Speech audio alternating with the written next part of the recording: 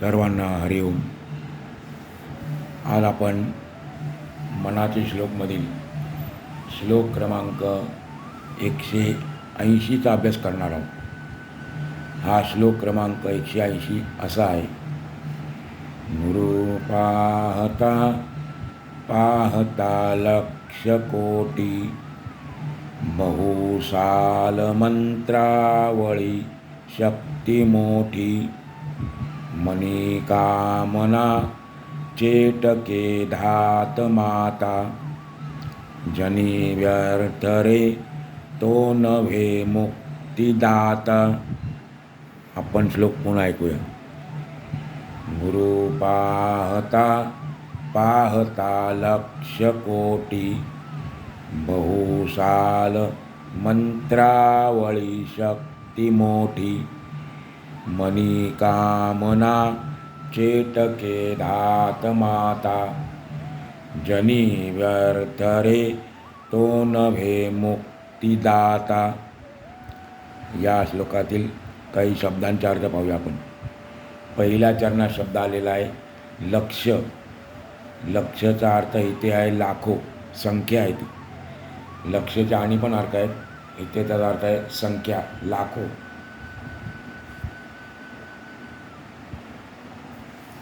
पुढे शब्द आलेला आहे कोटी. ही पण संख्या आहे. त्याचा अर्थ आहे कोट्यावधी, कोट्यावधी. दुसऱ्या चरणात शब्द आलेला आहे बहुसाल. बहुसालचा अर्थ आहे पुष्कळ, अनेक. बहुसाल म्हणजे पुष्कळ, अनेक. मंत्रावळी. मंत्रावळी म्हणजे विविध प्रकारचे मंत्र, विविध प्रकारचे मंत्र. पुढे शब्द आलेला आहे तिसऱ्या चरणामध्ये कामना म्हणजे इच्छा, वासना. चेटके. चेटकेचा अर्थ आहे चेटू, जादूटोणा. दोन अर्थ आहेत चेटकेचे, चेटू आणि जादूटोणा. धात माता. त्यामध्ये दोन शब्द आहेत. पहिला शब्द आहे धात. धात म्हणजे कल्पित, काल्पनिक गोष्ट. कल्पित म्हणजे काल्पनिक गोष्ट. आणि मात. मात म्हणजे घडलेली गोष्ट, घडलेली गोष्ट. चौथ्या चरणात शेवटी शब्द आलेला आहे मुक्तिदाता. मुक्तिदाता म्हणजे मोक्ष देणारा, मोक्ष देणारा. समर्थ सांगतात, या विश्वात पाहू जाता लाखो नाही तर करोडो गुरु आहेत. मंत्रसुद्धा विविध प्रकारचे आणि तेही कोट्यावधी आहेत. मंत्रविद्या जाणणारे मांत्रिक, चेटूक जादूटोणा करणारे तांत्रिक, आपला लाभ व्हावा, आपला फायदा व्हावा म्हणून दुसऱ्यांना फसवणारे, वेगवेगळ्या प्रकारचे सामर्थ्य दाखवून जगाला भुलवणारे गुरु या विश्वात पुष्कळ आहेत. परंतु हे सर्व क्षुद्र वासनेने लिप्त असतात. काल्पनिक तसेच घडलेल्या गोष्टी सांगण्यात ते तरवेद असतात. असे स्वतःला गुरु म्हणून घेणारे व्यर्थ आहेत. ते काय कामाचे? मुक्ती देणारा तो सद्गुरू वेगळाच आहे. आपण पुन्हा या श्लोकाचा अर्थ पाहूया. समर्थ सांगतात, या विश्वात पाहू जाता लाखो नाही तर करोडो गुरु आहेत. मंत्रही विविध प्रकारचे आणि ते सुद्धा कोट्यावधी आहेत. मंत्रविद्या जाणणारे मांत्रिक, चेटूक किंवा जादूटोणा करणारे तांत्रिक, आपला लाभ व्हावा म्हणून दुसऱ्यांना फसवणारे, वेगवेगळ्या प्रकारचे सामर्थ्य प्रकट करून जगाला भुलवणारे गुरु या जगात पुष्कळ आहेत. परंतु हे सर्व क्षुद्र व्यासनेने लिप्त असतात. क्षुद्र वासनेने लिप्त असतात. काल्पनिक तसेच घडलेल्या गोष्टी सांगण्यात ते तरबेज असतात. अशा प्रकारे स्वतःला गुरु म्हणून घेणारे व्यर्थ आहेत. असले गुरु काय कामाचे? मुक्ती देणारा तो सद्गुरू वेगळाच आहे. असा श्लोकात आपल्याला थोडक्यात सोपा अर्थ सांगता येईल. मागच्या श्लोकातील शेवटच्या चरणातून स्वामीजी म्हणाले होते की गुरुविन तो सर्वथाही न दिसे. गुरुने आपल्या डोळ्यात ज्ञानरूपी अंजन घातल्याशिवाय आपल्याला ब्रह्माचे आकलन होत नाही. परात्पर परब्रह्माचे दर्शन होत नाही. भगवंताची खऱ्या देवाची ओळख कोण देणारे गुरुच असतात आणि म्हणून आपण सर्व भावे गुरूंना शरण गेले पाहिजे. हे सर्व संत मांदियाळी आपल्याला सांगून गेले. अशा प्रकारे सर्व संतांनी आपल्याला हेच सांगितलेलं आहे. आपल्याला परात्पर परब्रह्माचं दर्शन घ्यायचं असेल, साक्षात्कार करायचा असेल, सत्वस्तू आत्मवस्तूची ओळख घ्यायची असेल तर आपल्याला संतांना शरण गेले पाहिजे असं सर्व साधू संतांनी महात्म्यांनी सांगितलेलं आहे. परंतु आजच्या या कलीच्या घोर भयानक युगामध्ये आपली सर्वच क्षेत्रात दिशाभूल चालली आहे. जागोजागी रस्तोरस्ती पावलोपावली आपल्याला गोड बोलून लुबाडणारे, आपला स्वार्थ साधण्यासाठी इतरांना फसवणारे अनेक जण उभे आहेत. कोण खरा कोण खोटा अशा संभ्रमावस्थेमध्ये आपण सर्वजण जगत आहोत आणि त्यामुळे आपले जीवनाचे ध्येय आपल्याला साध्य करता येत नाही. आपले इप्सित आपले उद्दिष्ट आपल्याला गाठता येत नाही. कोणावर भरोसा ठेवावा, कोणावर विश्वास ठेवावा हेच कळेनासे झाले आहे. आणि अशा परिस्थितीमध्ये आपण आपले सुख, समाधान आणि आनंद गमावून बसलो आहोत. जे अत्यंत पवित्र शुद्ध क्षेत्र आहे ते अध्यात्माचे परमार्थाचे क्षेत्र. पण या क्षेत्रामध्ये सुद्धा आपल्याला ही गोष्ट दिसून येते. या क्षेत्रामध्ये देखील परमार्थामध्ये सुद्धा बजबजपुरी माजली आहे. ज्यांच्या चरणी बसून आपण आत्मज्ञान प्राप्त करून घ्यावे, आपला उद्धार करून घ्यावा असा गुरु लाभणे आजच्या काळामध्ये दुरापास्त झाले आहे, कठीण झाले आहे. वास्तविक जर आपण विचार केला तर गुरु शब्दाचा अर्थ किती महान आहे. जो अज्ञानाचा अंधार नष्ट करून ज्ञानाचा प्रकाश दाखवतो आणि भगवंताचे दर्शन घडवतो, म्हणजे आत्मसाक्षात्कार घडवून आणतो तो गुरु. जो स्वतःकडे लघुत्व म्हणजे कमीपणा, जो स्वतःकडे लघुत्व घेऊन दुसऱ्याला गुरुत्व म्हणजे मोठेपणा देऊन त्यांचे महत्त्व वाढवतो. गुरुची आणखीन एक व्याख्या आहे, जो स्वतःकडे लघुत्व घेऊन दुसऱ्याला गुरुत्व देऊन त्यांचे महत्त्व वाढवतो दुसऱ्यांचे, तो गुरु. परंतु आज याच्या उलट चित्र आपल्याला सर्वत्र दिसून येते आहे. समोरच्या व्यक्तीचे महत्त्व कमी करून स्वतःचे महत्त्व कसे वाढवणारे गुरु आज आपल्याला ठिकठिकाणी आढळून येतात. या लोकांनी गुरु शब्दच बुळबुळीत करून टाकला आहे. गुरु शब्दाचा अर्थ देखील आपण आत्ता ऐकला, तो बुळबुळीत करून टाकलेला आहे.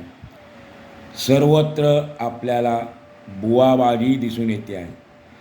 आणि ही बुवाबाजी म्हणजे गुरुबाजी.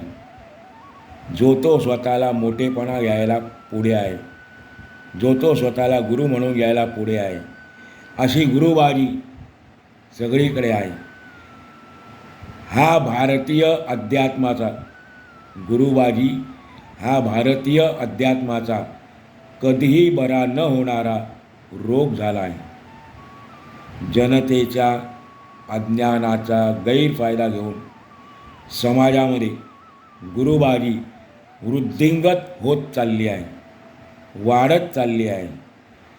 खऱ्या साधुत्वाची लक्षणे कोणती? खऱ्या साधुत्वाची लक्षणे कोणती? खरा संत कसा ओळखावा? माणसाच्या मनात त्याचं प्रतिबिंब कसं पडतं? या गोष्टींची वास्तव कल्पना सर्वसामान्य लोकांना नसते. आपल्यासारख्या लोकांना माहीत नाही खरा संत कसा ओळखायचा, साधुत्वाची लक्षणे कोणती आहेत. या गोष्टींची आपल्याला वास्तविक कल्पना नाही आणि त्यामुळेच लोकांच्या या अज्ञानावर नजर ठेवून इतरांपेक्षा थोडे जास्त ज्ञान प्राप्त केले, थोडीशी तपश्चर्या केली, काही दैवी सिद्धी, दैवी चमत्कार करून लोकांना दाखवले आणि मग आजकाल अशा रीतीने गुरुपणाचा धंदा जोरदार चालला आहे.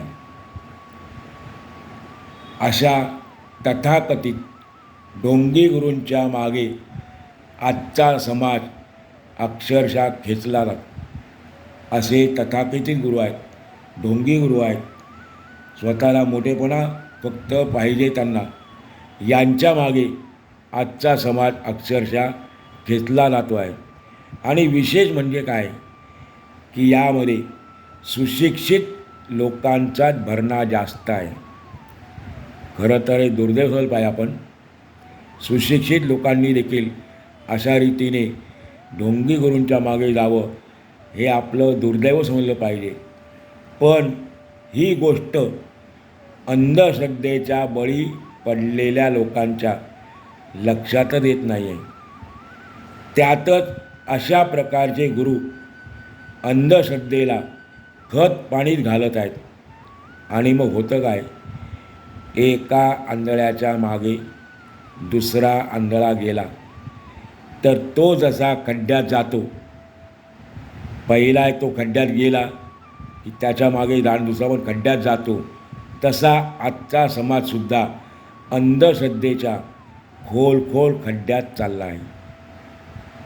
प्रारंभी सुरुवातीला काही दिवस, काही महिने, काही वर्ष समजा आपण, अशा या लोकांचे गुरुपणाचे तेजीत असते. सुरुवातीला या लोकांचे गुरुपणाचे तेजीत असते. पण स्वतःचा मोठेपणा, स्वार्थ आणि अवडंबर माजवण्यासाठी लोकांच्या आहारी गेल्यामुळे नंतर पुढे हळूहळू अशा गुरूंचे तेज निस्तेज होऊ लागते, क्षीण होऊ लागते आणि मग तो भलत्या क्रिया करू लागतो. स्वतःच्या वासनापूर्तीसाठी, स्वतःची इच्छा पूर्ण करण्यासाठी तो नको त्या मार्गाचे अवलंबन करतो. खोट्या बाता मारून तो लोकांना भुलवतो आणि लोक भुलतातही. आपण पाहिलं आत्ता अशिक्षित लोक भुलतील याच्यात काही शंका नाही, पण सुशिक्षित लोक देखील अशा गुरूंच्या मागे लागतात आणि त्यांच्या बोलण्यावर बोलतात. अशा प्रकारचे लोक परमार्थाच्या मार्गावर साधना करताना काही सिद्धी प्राप्त करून घेतात. तपश्चर्येचं फळ त्यांना मिळतं. काही काळ आपण तपश्चर्या केली, काही तप केली, तपश्चर्या. तप म्हणजे आपल्या माहिती आहे 12 वर्ष एक तप. अशी तपश्चर्या काही लोकांना सिद्धी प्राप्त होते आणि मग त्या सिद्धीच्या जोरावर अशा लोकांकडून चमत्कार दाखवले. या सिद्धीच्या बळावर हे लोक चमत्कार दाखवून नमस्कार मिळवतात.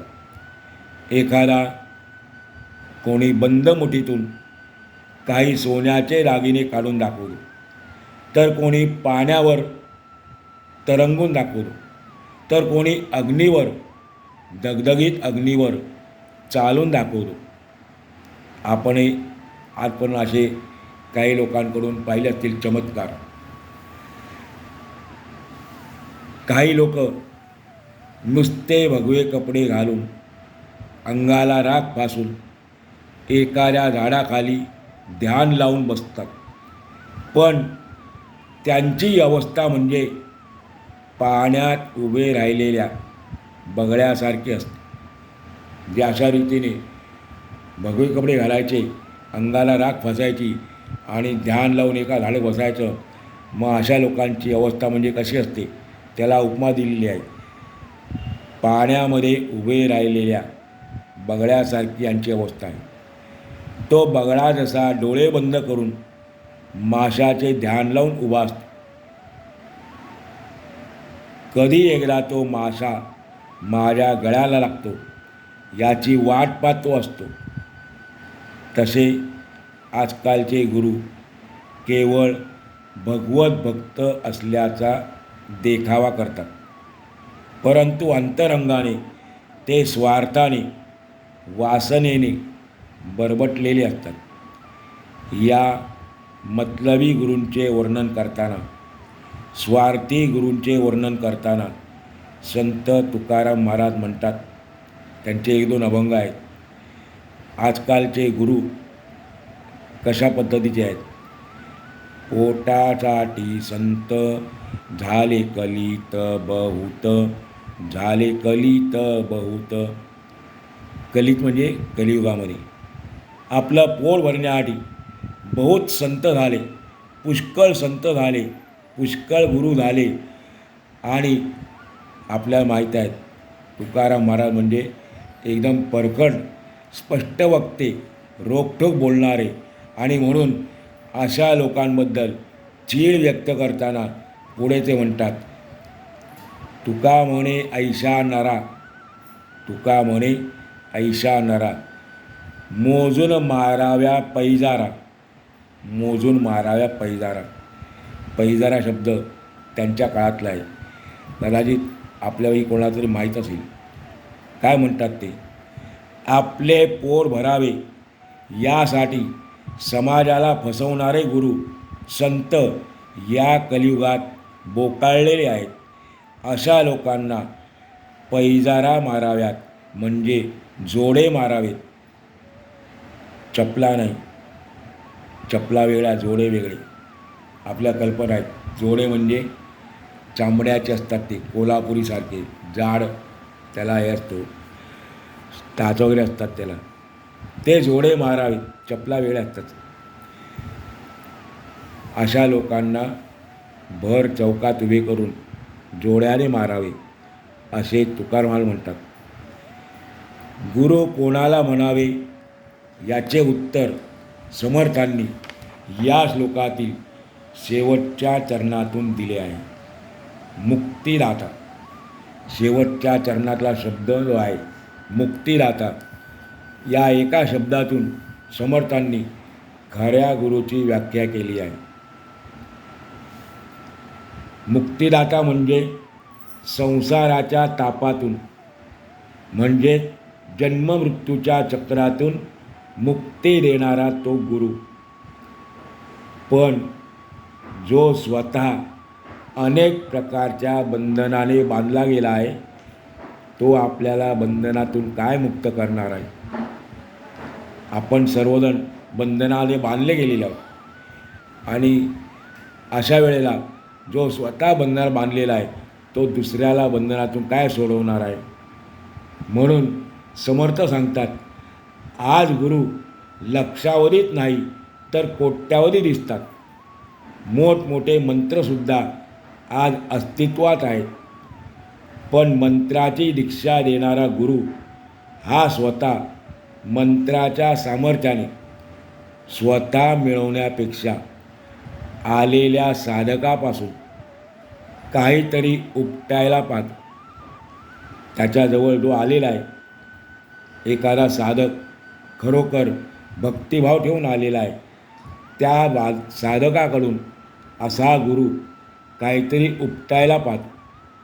तेव्हा तो स्वतः सिद्ध करतो की त्याच्या मंत्रात काही दम नाही, काहीच सामर्थ्य नाही, आणि ते लपवण्यासाठी तो कोणत्या तरी भाकडकट्टा सांगत बसतो.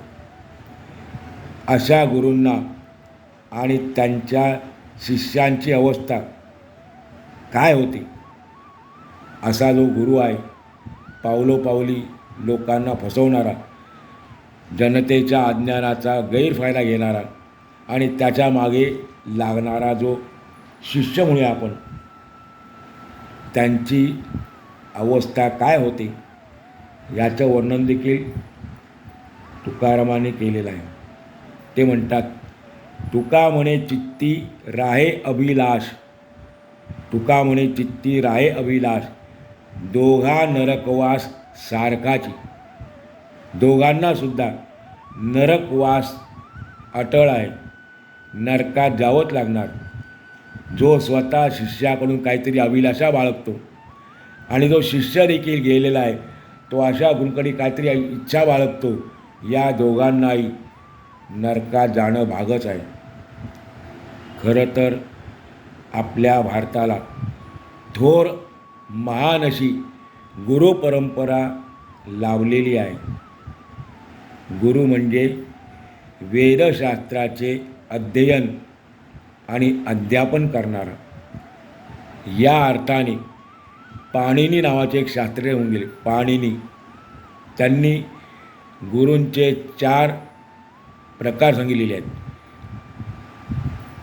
ते म्हणतात, आचार्य, प्रवक्ता, श्रोत्रिय आणि अध्यापक. आचार्य, प्रवक्ता, श्रोत्रिय आणि अध्यापक असे 4 प्रकारचे गुरूंचे वर्णन पाणिनीने केले आहे. आणि मग कोणाला आचार्य म्हणायचं, कोण प्रवक्ता, त्याची व्याख्या पण केली. उपनयन विधी झाल्यानंतर म्हणजे मुंज झाल्यानंतर बटूला वेदांचे अध्यापन करणारा तो आचार्य. त्यानंतर ब्राह्मण, श्रोतसूत्रे आणि वेदांगे. ब्राह्मण, श्रोतसूत्रे आणि वेदांगे यांचे सार्थ अध्यापन करणारा, सार्थ म्हणजे अर्थासहित अध्यापन करणारा तो प्रवक्ता. शिष्यांना वेदांची संथा देणारा, वेदातील ऋचा शिकवणारा तो श्रोत्रिय. आणि चौथा कृत म्हणजे वैज्ञानिक, या लोकातील साहित्याचे लौकिक ज्ञान देणारा जो आहे, अध्यापन करणारा जो आहे तो अध्यापक. अशा प्रकारे गुरूंना त्याने 4 प्रकारात विभागलेले आहे, विभाजित केलेले आहे. म्हणून आपण या लौकिक जगातील फसव्या, ढोंगी, तथाकथित गुरूंच्या आहारी न जाता त्यांच्या बाह्य देखाव्याला न भूलता जो मुक्तिदाता गुरु आहे, जो आत्मसाक्षात्कारी आहे, जो आपल्याला सत्वस्तूचे दर्शन घडवणार आहे, त्याच सद्गुरूला आपण शरण गेले पाहिजे. अशा सद्गुरूंना ओळखण्याची लक्षणे स्वामीजी आपल्याला पुढील काही श्लोकातून सांगणार आहेत. आज आपण या ठिकाणी आजचा पूर्ण करू.